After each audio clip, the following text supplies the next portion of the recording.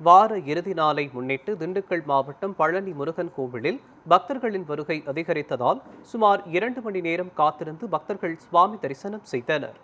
தமிழகத்தின் பல மாவட்டங்களில் இருந்தும் கேரளாவிலிருந்தும் ஏராளமான பக்தர்கள் வருகை தந்ததால் அடிவாரம் மற்றும் மலைக்கோவில் பகுதிகளில் வழக்கத்தை விட பக்தர்கள் கூட்டம் அதிகமாக காணப்பட்டது.